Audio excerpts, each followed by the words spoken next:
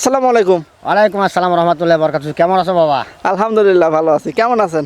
আলহামদুলিল্লাহ, আল্লাহ পাক আমাকে খুব ভালো রাখছে। আচ্ছা কাকা, শুনলাম হচ্ছে আপনার নাকি আপনার পেশা হচ্ছে মাছ মারা। জি তো এই মাছ মারার পাশাপাশি নাকি আপনি গান লিখছেন? হ্যাঁ বাবাজি, আমি যেহেতু ব্যবসা করি মাছ মারা, আমার মাছ মারার উপরে গান তো লেখাই লাগবে। তার কারণ আমি একজন লেখক এবং নিজে গান লেখি, নিজে সুর করে নিজে গাই। আমার পেশার উপরে যদি আমি না লেখি তাহলে তো এলাকার জনগণ আমাকে বলবে যে তোমার নিজের পেশাই তুমি ঠিক রাখতে পারো না, আবার কোন গান লিখতে পারো, কোন গান শুনবো। আচ্ছা তাহলে কি গান লিখছেন যদি আমাদেরকে একটু শোনান? অবশ্যই আপনাদেরকে আমি আমার মাছ মারার উপর একটি গান লিখছি। আসলে খুব ভালো গান, কথাগুলো ভালো আছে, আপনারা একটু শোনেন। আচ্ছা। যদি আমার গান ভালো লাগে, যদি কথাগুলো ভালো লাগে, সুরগুলো ভালো লাগে, তাহলে আপনারা লাইক কমেন্ট শেয়ার করে দিন, আমি যেন সামনের দিকে এগিয়ে পারি। অবশ্যই। ঘরে আমার নাই রে কিছু, ও ঘরে আমার নাই রে কিছু, কি দিয়া ভাত খাই।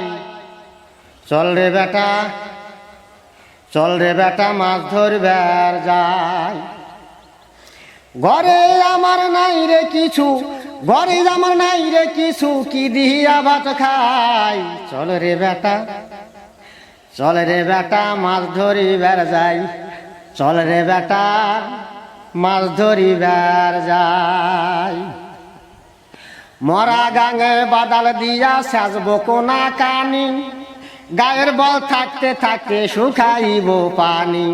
মরা গাঙে বাদাল দেব সাজবো কোনা কানি, গায়ের বল থাকতে থাকতে শুকাইব পানি।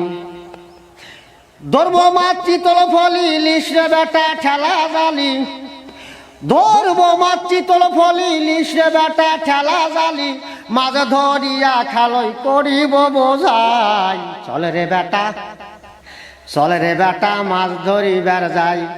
ঘরে আমার নাই রে কিছু, ঘরে আমার নাই রে কিছু, কি দিয়া ভাত খাই। চলে রে বেটা, চলে রে বেটা, মাছ ধরিবার যাই। চল রে বেটা, মাছ ধরিবার যাই। মাছ ধরিয়া বাড়িতে আসা গাইব বাউলা গান, বাড়ির পাশে ব্যাঙের ছাতা করছে গ্যাঙর ঘ্যাং। মাছ ধরিয়া বাড়িতে আসা গাইব বাউলা গান, বাড়ির পাশে ব্যাঙের ছাতা করছে গ্যাঙর ঘ্যাং। শ্যামলির মা কোথায় যাও, মাছগুলো সব কাটতে দাও। শ্যামলির মা কোথায় যাও, মাছগুলো সব কাটতে দাও। খিদার জ্বালায় পেট পুইরা হলো ছাই। চল রে বেটা, চল রে বেটা, মাছ ধরিবার যাই।